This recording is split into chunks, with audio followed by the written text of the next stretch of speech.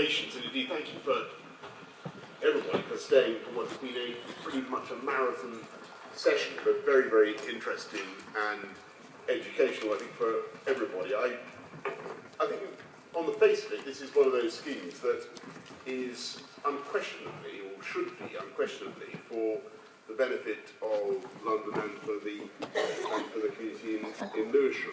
It's obviously a scheme that's been a very long time in gestation, 13 years, nothing much has been happening on that site. We've got a huge housing shortage in London.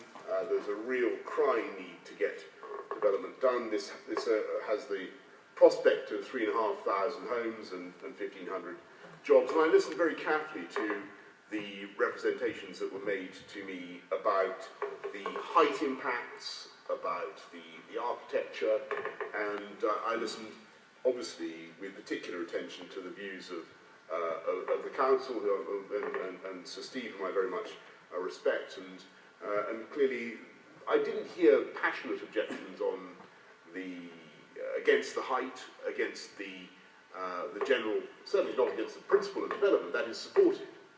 And indeed, the quotient of affordable housing was thought by the council to be broadly acceptable in view of the other constraints that the site faces.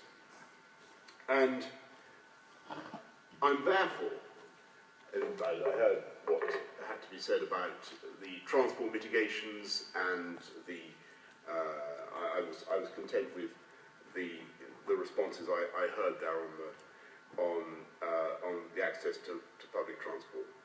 I am minded, therefore, to give consent subject, however,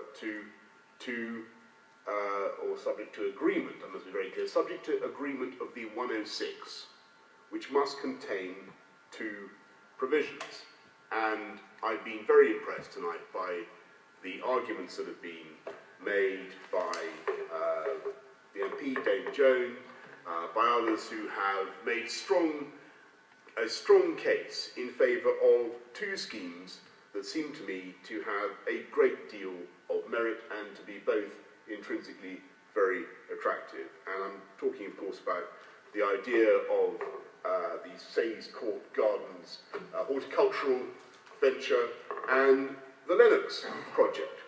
And so the two provisions that must be in the 106 are that my officials should get together with Lewisham and with the developers and to look at this space in Sayes Court Gardens and indeed in the around the development in general that has been identified, to come up with a secure and deliverable project, a viable and deliverable project.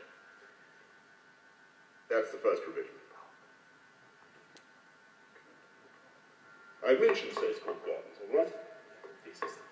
I mentioned the existing park. We're terribly worried that they're worried that I'll get this wrong and people will be confused about which Sayes Court Garden. We're talking about the existing park. So look at the space in the existing park and the wider development to ensure that there is a viable and deliverable project. Second condition. I'm delighted that the developers, whom I warmly congratulate on their scheme, by the way, but I'm delighted that they have come up with a feasibility, or agreed to fund a feasibility study into the Lennox project. And I would like that one of the provisions that we will include in the 106 is that this feasibility study should be concluded as soon as possible to produce clear options,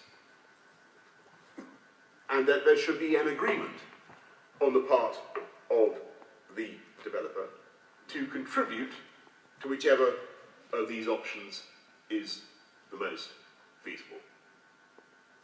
And with those two provisions in my 106, I therefore give consent to this proposal.